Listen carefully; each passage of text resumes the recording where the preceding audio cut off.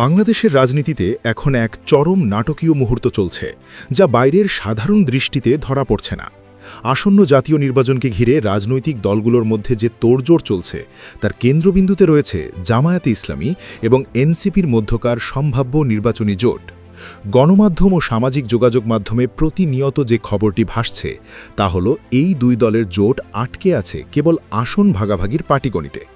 NCP দাবি করছে 50টি আসন, আর জামায়াত 30টির বেশি ছাড়তে নারাজ।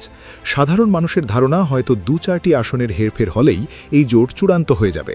কিন্তু পর্দার আড়ালের প্রকৃত চিত্রটি সম্পূর্ণ ভিন্ন এবং অনেক বেশি জটিল ও সংবেদনশীল। অনুসন্ধানী সূত্র ও রাজনৈতিক বিশ্লেষকদের মতে, জোটের পথে আসল বাধা আসনের সংখ্যা নয়, বরং বাধা হয়ে দাঁড়িয়েছেন জুলাই বিপ্লবের অত্যন্ত প্রভাবশালী দুই সাবেক ছাত্র উপদেষ্টা মাহফুজ আলম এবং আসিফ মাহমুদ। রাজনীতির মাঠে গুঞ্জন ছিল, আসন নিশ্চিত হলেই তারা এনসিপিতে আনুষ্ঠানিকভাবে যোগ দিয়ে ধানের শীষ বা জোটের প্রতীকে নির্বাচন করবেন। কিন্তু এখানেই বেঁধেছে বিপত্তি। জামায়াতে ইসলামী তাদের জোট শরিক হিসেবে এনসিপিকে স্বাগত জানালেও এই দুই ব্যক্তিকে জোটের প্রার্থী হিসেবে মেনে নিতে সরাসরি ও কঠোরভাবে অস্বীকৃতি জানিয়েছে। কেন জামায়াত তাদের জোটে বিপ্লবের এই দুই নায়ককে চায় না? এর গভীরে প্রবেশ করলে দেখা যায় দুটি প্রধান ও মারাত্মক কারণ: একটি আদর্শিক সংঘাত এবং অন্যটি দুর্নীতির অভিযোগ ও স্বচ্ছ ইমেজের সংকট। এই দুই কারণের ওপর ভিত্তি করেই বর্তমানে জোট প্রক্রিয়ায় এক অচলাবস্থা বা ডেডলক তৈরি হয়েছে।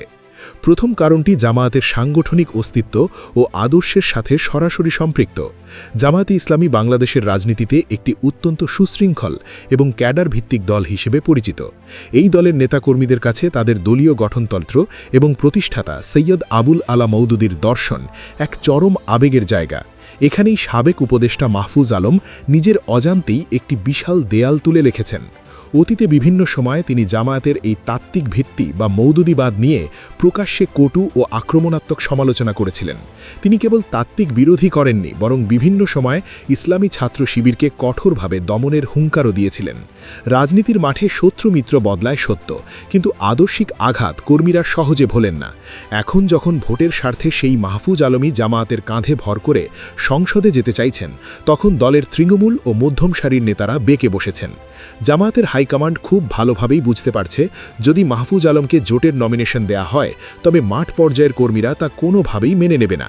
তারা প্রশ্ন তুলবে, যিনি আমাদের আদর্শকে গালি দিয়েছেন, তাকে কেন আমরা ভোট দিয়ে সংসদে পাঠাবো? দলের অভ্যন্তরীণ শৃঙ্খলা ও সেন্টিমেন্ট রক্ষা করাটা জামায়াত নেতৃত্বের কাছে এনসিপির সাথে জোট করার চেয়েও বেশি জরুরি।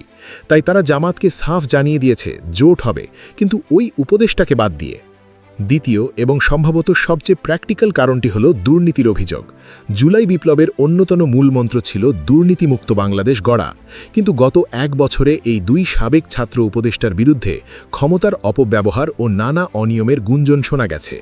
বিশেষ করে একজনের এপিএসের বিরুদ্ধে কয়েকশো কোটি টাকার দুর্নীতির অভিযোগ ওঠায় তাকে বহিষ্কারও করা হয়েছিল।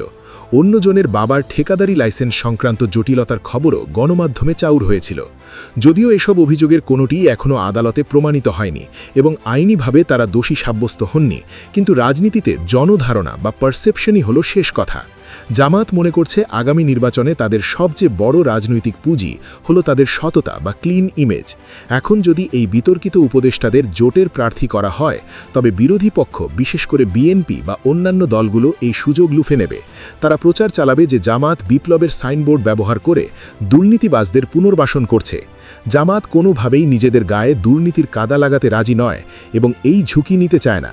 তারা এনসিপিকে স্পষ্ট বার্তা দিয়েছে যে তরুণ ও স্বচ্ছ ইমেজের নেতাদের তারা স্বাগত জানায়, কিন্তু যাদের গায়ে দুর্নীতির অভিযোগের দাগ আছে, তাদের দায়ভার বা ব্যাগেজ জামায়াত বহন করবে না। এই কঠিন বাস্তবতার মুখোমুখি হয়ে এনসিপির শীর্ষ নেতা নাহিদ ইসলাম এবং আক্তার হোসেন এখন চরম উভয় সংকটে। তারা খুব ভালোভাবেই জানেন যে জামায়াতের সমর্থন ও ভোট ব্যাংক ছাড়া এনসিপির পক্ষে এককভাবে নির্বাচন করা হবে আত্মঘাতী সিদ্ধান্ত। অন্যদিকে রাজনীতির আরেক বড় শক্তি বিএনপি তাদের খুব একটা গুরুত্ব দিচ্ছে না।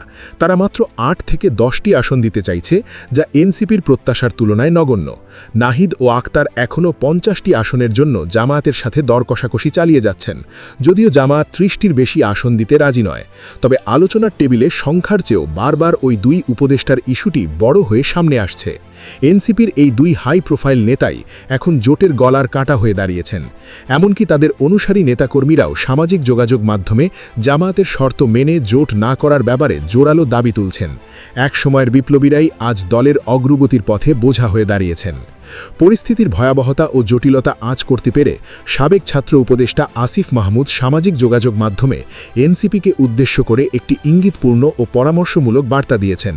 তিনি শ্রীলঙ্কার সাম্প্রতিক রাজনীতির উদাহরণ টেনে লিখেছেন, 2019 সালের নির্বাচনে শ্রীলঙ্কায় অনুরা কুমারা দিসানায়কে মাত্র 3% ভোট পেয়েছিলেন, কিন্তু পরবর্তীতে গণ অভ্যুত্থানের নেতৃত্ব দিয়ে 2024 সালের নির্বাচনে তিনি 42% ভোট পেয়ে প্রেসিডেন্ট হয়েছেন।